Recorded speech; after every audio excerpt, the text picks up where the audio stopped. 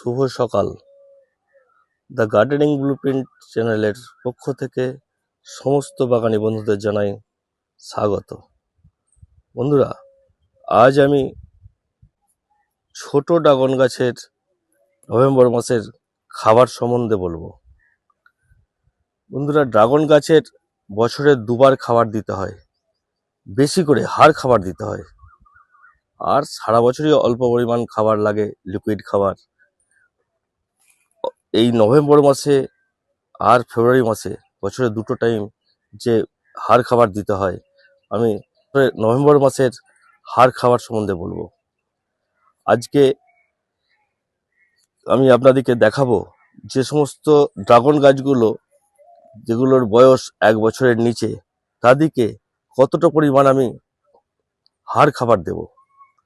আমার দেখতে পাচ্ছেন এই গাছগুলো আমার বয়স সব 6 মাস। আমি এগুলোকে অল্প করে খাবার দেব। আমি এখানে একটা ট্রেতে খাবার নিয়ে নিয়েছি, দেখতে পাচ্ছেন। আমি সব একটা ফলের ক্যারেটের জন্য 1 মুঠো করে খাবার নিয়েছি। 1 মুঠো নিয়েছি শিংকুচি, 1 মুঠো নিয়েছি হাড় গুঁড়ো, 1 মুঠো সর্ষের খোল, 1 মুঠো নিম খোল, তার সঙ্গে নিয়েছি একটু সাদা দেখতে পাচ্ছেন চিনির মতো, এটা হচ্ছে এপসাম সল্ট, এটা 1 চামচ। 1 চামচ নিয়েছি হিউমিক অ্যাসিড, 1 চামচ যে কোনো দানা ফিউরাডান হোক বা আরো অন্য যে কোনো গন্ধ দানা ওষুধ, আর 1 চামচ নিয়েছি ফাঙ্গিসাইড। এগুলো কোনটা কি কাজ করবে?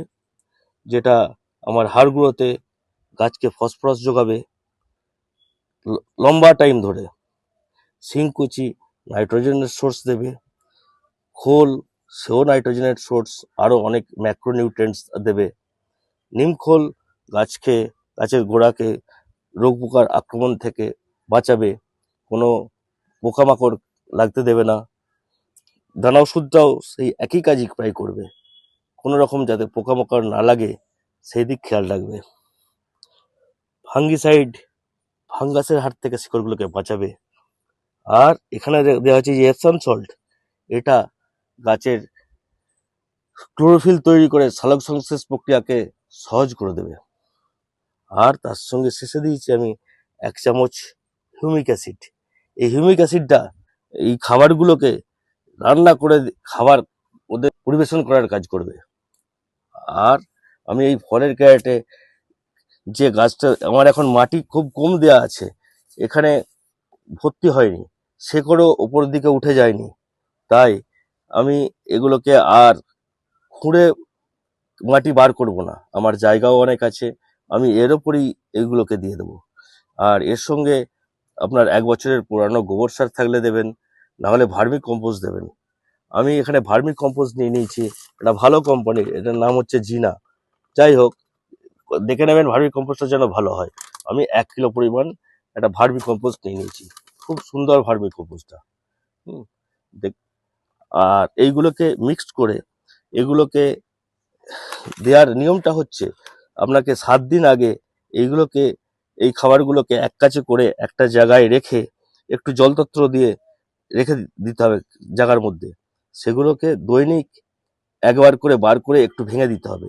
কারণ হচ্ছে এই সর্ষের খোল, নিম খোল, হাড় গুঁড়ো এগুলো হিট হবে, এগুলোতে ফাঙ্গাস লাগবে, সেই ফাঙ্গাসগুলোকে ভেঙে দিতে হবে। তাহার পর এটাকে দেওয়ার নিয়ম আমি আপনাদেরকে দেখানোর জন্য এইগুলো বার করে দেখালাম। আমার রেডি করা আছে, আমি সেই খাবারটা দেব। এখন এই খাবারগুলোকে সব একসঙ্গে মিক্স করে নিতে হবে। মিক্স করে নিয়ে আর তারপর সেই খাবারটাকে একটু ডিকম্পোজ করে নিয়ে এখানে দিয়ে দিতে হবে। আমার আপনাদেরকে দেখানো কিভাবে খাবার দেবো। কারণ যদি আপনার ড্রাগন গাছ হয় তাহলে তাতে আপনারা এর খাবারটা ডবল দেবেন। যদি 8 ইঞ্চি টব হয়, 10 ইঞ্চি টব হয়, তাহলে এর হাফ দেবেন। এইভাবে বেশি করে নেবেন। আর এটা পুরোটাই জৈব, কম বেশি হলে কোনো ক্ষতি নেই। আপনাদের কাছে যদি এর মধ্যে কোনো একটা দুটো উপাদান না থাকে তাহলেও কোনো ক্ষতি হবে না। প্রত্যেকের বাড়িতে সর্ষের খোল, নিম খোল আর ভার্মি কম্পোস্ট বা গোবর সার এটা হলেই যথেষ্ট। আর অন্যান্যগুলো দিলে আরো একটু ভালো হবে, কাউরির দুটো ফল কম হবে, কাউরির দুটো ফল বেশি হবে। এর থেকে কোনো ব্যাপার কিছু নয়। আপনারা সকলে ভালো থাকবেন, সুস্থ থাকবেন। আর আমার চ্যানেলটা যদি আপনার ভালো লাগে, ইউটিউব বন্ধুরা সাবস্ক্রাইব করবেন, আর ফেসবুক বন্ধুরা ফলো করে আমার সঙ্গে থাকবেন। ধন্যবাদ।